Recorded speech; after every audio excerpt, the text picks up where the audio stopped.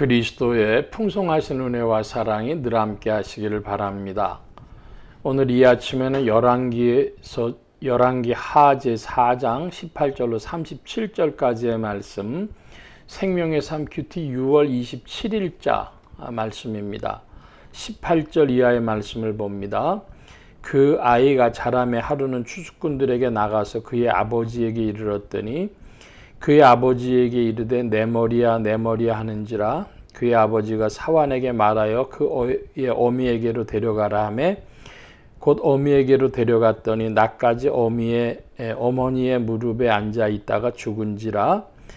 그의 어머니가 올라가서 아들을 하나님의 사람의 침상 위에 두고 문을 닫고 나와 그 남편을 불러 이르되 청하건대 사환 한 명과 나귀 한 마리를 내게로 보내소서.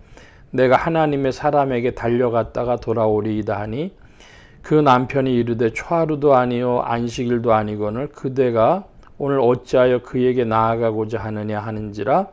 여인이 이르되 평안을 비나이다 하니라. 이에 나귀의 안장을 지우고 자기 사환에게 이르되 몰고 가라. 내가 말하지 아니하거든 나를 위하여 달려가기를 멈추지 말라 하고 드디어 갈멜산으로 가서 하나님의 사람에게로 나아가니라.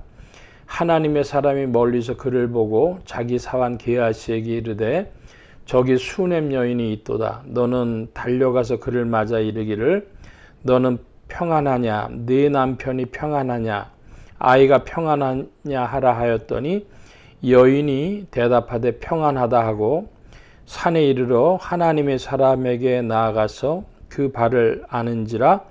게하시가 가까이 와서 그를 물리치고자 하매 하나님의 사람이 이르되 가만두라. 그의 영혼이 괴로워하지만은 여호와께서 내게 숨기시고 이르지 아니하셨다 하도다 하니라. 여인이 이르되 내가 내주께 아들을 구하더이까 나를 속이지 말라고 내가 말하지 아니하더이까 하니 엘리사가 게하시에게 이르되 내 허리를 묶고 내 지팡이를 손에 들고 가라. 사람을 만나거든 인사하지 말며 사람이 네게 인사할지라도 대답하지 말고 내 지팡이를 그 아이 얼굴에 놓으라 하는지라. 아이의 어머니가 이르되 여호와께서 살아계심과 당신의 영혼의 살아계심을 두고 맹세하노니 내가 당신을 떠나지 아니하리이다. 엘리사가 이에 일어나 여인을 따라가니라. 게하시가 그들보다 앞서가서 지팡이를 그 아이의 얼굴에 놓았으나 소리도 없고 듣지도 아니하는지라. 돌아와서 엘리사를 맞아 그에게 말하여 아이가 깨지 아니하였나이다 하니라. 엘리사가 집에 들어가 보니 아이가 죽었는데 자기의 침상에 누웠는지라. 들어가서는 문을 닫으니 두 사람뿐이라. 엘리사가 여호와께 기도하고 아이 위에 엎드려 자기 입을 그의 입에 자기 눈을 그의 눈에 자기 손을 그의 손에 대니 그의 몸에 엎드리니 아이의 살이 차차 따뜻하더라. 엘리사가 내려서 집 안에서 한번 이리저리 다니고 다시 아이 위에 올라 엎드리니 아이가 7번 재채기하고 눈을 뜨는지라. 엘리사가 게하시를 불러 저 수넴 여인을 불러오라 하니 곧 부름에 여인이 들어가니 엘리사가 이르되 네 아들을 데리고 가라 하니라.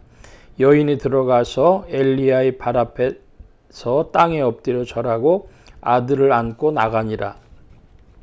37절까지의 말씀을 보았는데요. 열왕기하 4장에는 그 생명을 베푸시는 하나님의 능력이 나타나 있습니다. 그런데 우리가 좀 차근차근 살펴볼 것이 있는데 그것은 뭐냐 하면 그 엘리야가 선포한 대로 늙은 여인에게 낳은 아이가 죽었습니다. 그랬더니 그 여인이 이제 엘리사에게로 나아가는 것이죠. 나아가면서 자기 남편에게 말을 하지 않습니다. 아이가 죽었다는 말을 하지 않아요. 그리고 26절에 보면은 게하시가 가가지고 물어봅니다. 너는 평안하냐? 네 남편이 평안하냐? 아이가 평안하냐? 했더니 여인이 대답하되 평안하다 합니다. 자, 우리가 여기서 주목해야 될 것은 언어, 말의 권세인데요. 그러므로 부정적인 말은 멀리하는 그런 지혜가 있어야겠습니다. 아유, 아이가 죽었어요. 이렇게 얘기를 안 했다는 것이죠. 이 부분을 또 잠시 살펴보시고 묵상해 보시길 바랍니다. 말의 권세, 긍정적인 말, 언어 생활 이런 것을 말씀드리고 이제 엘리사가 지팡이를 아이에게 얹어놔라 해서 게하시가 그대로 했는데도 아이가 살아나지 않았습니다. 엘리사는 엘리야에게서 사실은 넘겨받은 겉옷과 이 지팡이, 능력의 지팡이가 있죠. 그러니까 엘리야에게서 넘겨받은 겉옷으로 표현되어지는 외적 능력의 사역, 그것으로 이제 주의 일을 드러내는데 엘리사가 대머리인 것을 놀려서 앙콤이 나와가지고 2마리가 나와가지고 아이들 42명을 죽인 이야기를 말씀을 드렸었는데 바로 외적인 능력의 역사는 덧입었지만은 엘리사의 내면이 그렇게 정돈되지 못했다 하는 말씀을 드린 적이 있습니다. 오늘날도 성령의 외적인 역사와 내적인 역사가 있죠. 은사자들이 있는데 성령의 능력을 나타내는 것과 그 내면에 있어서 성령의 열매를 맺는 일이 불일치하게 될 때에 문제들이 일어납니다. 그 문제가 일어나도 사람들은 능력이 나타나면 하나님의 사람이기 때문에 웬만하면 덮어주죠. 자, 그런데 능력과 열매 중에 하나님 앞으로 가져가는 것은 성령의 열매다.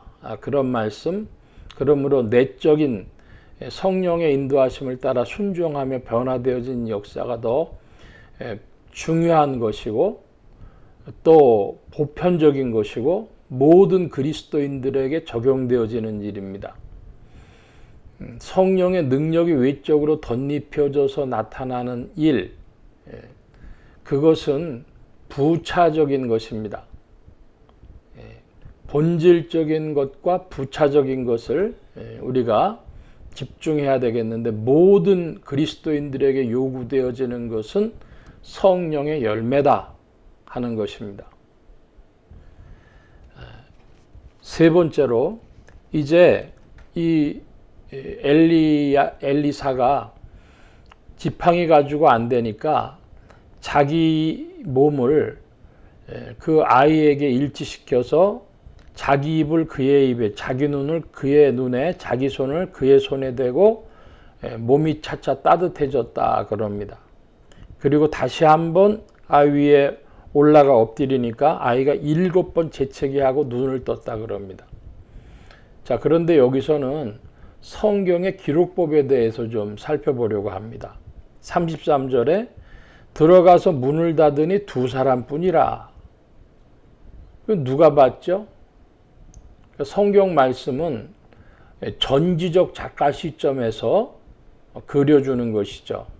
성령의 감동으로 이 성경의 기자들이 받아서 전지적 작가 시점에서 글을 써준 것입니다. 2사람밖에 없는데 누가 봤습니까? 주의 영이 그 성경의 기자들을 통하여서 그 말씀을 표현해 주신 것입니다. 그러므로 우리가 이 사실 늘 염두에 둬야 될 필요가 있습니다.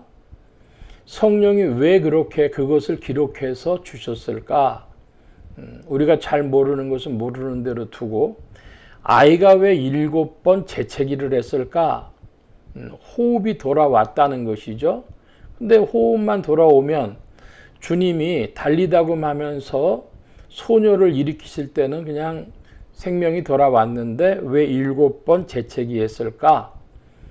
이런 것도 좀 관심 갖고 보는 이들이 있습니다. 우리가 답을 모르는 건 모르는 대로 일단 두고 엘리사가 이 2번씩이나 했다고 하는 것은 주님께서 손을 잡아 일으키신 것과는 좀 다르죠.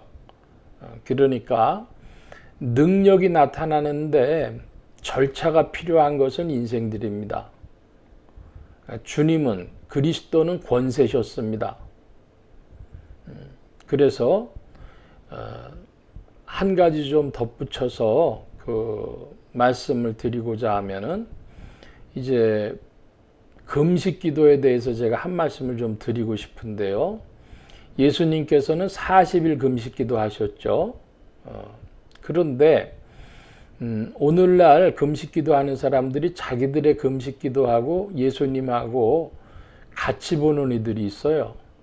금식 기도하면서 음식은 먹질 않지만은 물은 마시고 혹은 물에다 소금을 타가지고 소금물로 마셔서 이렇게 죽지 않고 건강을 유지하는 그런 이들이 있고 40일 금식 기도를 2번씩이나 하는 분들도 있습니다.